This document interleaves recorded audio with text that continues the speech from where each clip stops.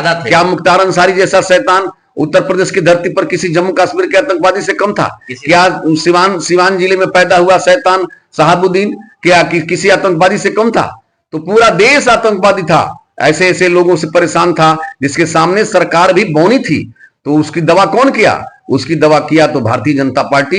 नमस्कार मित्रों, मैं पंकज कुमार कौशिक और आप देख रहे हैं बी पब्लिक न्यूज। मित्रों, मेरे कैमरे के सामने आप जिन व्यक्ति को देख रहे हैं ये बैरिया के पूर्व विधायक सुरेंद्र नाथ सिंह जी हैं और इनके पास आ जाने का एक मुख्य कारण है। कारण ये है कि 22 अप्रैल के दिन जम्मू कश्मीर के पहलगांव में आतंकियों द्वारा हमला करके 26 लोगों के मौत के घाट उतार दिया गया है और जिसमें बताया जा रहा है कि 7 लोगों को गंभीर रूप से घायल कर दिया गया है जो जिंदगी और मौत से जूझ रहे हैं।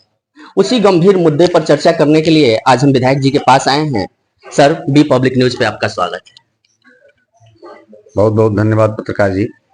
सर, ये देश में जो आतंकी हमला हुआ है ये पहला हमला नहीं है, इससे पहले भी आतंकी हमला होते थे, लेकिन इस बार जो हमला हुआ है जात और धर्म देखकर पूछकर आतंकवादियों ने गोली मारी है। उसके बाद उन्होंने बोला है कि आप कलमा पढ़ो। जो लोग कलमा पढ़ दिए हैं उनको तो वो लोग छोड़ दिए हैं, जो लोग कलमा नहीं पढ़ पाए हैं उनकी हत्या हो गई है। तो सर सवाल ये है कि जो लोग मुसलमान हैं वो तो कलमा पढ़ सकते हैं, लेकिन जो लोग हिंदू हैं, सिख हैं, ईसाई हैं, बौद्ध हैं, वो लोग कलमा कैसे पढ़ेंगे? तो सर इस चीज को आप कैसे देखते हैं? देखिए पत्रकार जी, हकीकत यह है कि देश के स्वतंत्रता के बाद ही देश की बड़ी कुर्सी पर एक गंदा आदमी जो बैठ गया, नेहरू, उसी का कुकृत्य आज भारत भुगत रहा है। नहीं तो धर्म के आधार पर जब देश का बंटवारा हो गया और इन पापियों ने पाकिस्तान ले लिया, भारत को खंडित करके पापियों ने पाकिस्तान ले लिया, तो जब पाकिस्तान ले ही लिया तो पाकिस्तान परस्त लोगों को भारत में रहने का औचित्य क्या था? और मैं तो स्पष्ट रूप से कहूं कि पाकिस्तानी तो पाकिस्तानी है ही है पाकिस्तान की धरती पर जो भारत के प्रति द्वेष रखते हैं, लेकिन भारत की धरती में भी रहने वाले पाकिस्तानी अपने हरकतों से बाज नहीं आ रहे हैं।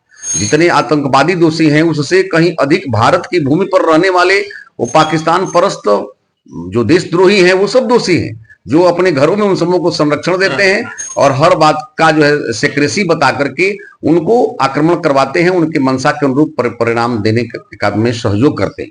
तो पाकिस्तान के अलावा भारत की भूमि पर भी रहने वाले पाकिस्तानियों का जब तक बढ़िया से इलाज नहीं होगा तब तक आतंकवाद भारत में कम होने वाला नहीं है। और मेरा तो स्पष्ट धारणा है कि दुष्ट को सजा न देने वाला राजा भी कभी भी यशस्वी नहीं होता। शैतानों को सजा न देने वाला राजा भी समाज में बिल्कुल जो है निंदा का पात्र बनता है। आज विचार का समय नहीं, बहुत विचार का समय नहीं, बहुत प्रचार का समय नहीं, शुद्ध रूप से शैतानों पर प्रहार का समय है। और जितना जल्दी बन सके अपनी सेना को खुली छूट दे करके पाकिस्तान को सबक सिखाया जाना चाहिए।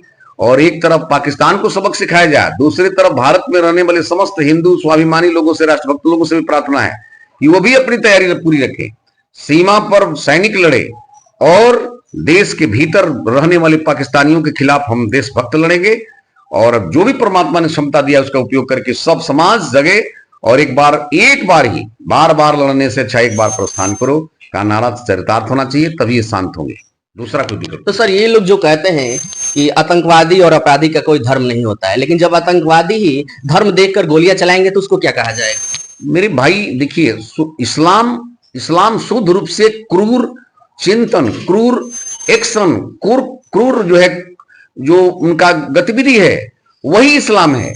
इस्लाम कहीं करुणा दया का एक भी उदाहरण कोई बता दे कि इस्लाम में कहीं करुणा दया ज्यादा थे। क्या मुख्तार अंसारी जैसा शैतान उत्तर प्रदेश की धरती पर किसी जम्मू कश्मीर के आतंकवादी से कम था? क्या सिवान जिले में पैदा हुआ शैतान शहाबुद्दीन क्या किसी आतंकवादी से कम था?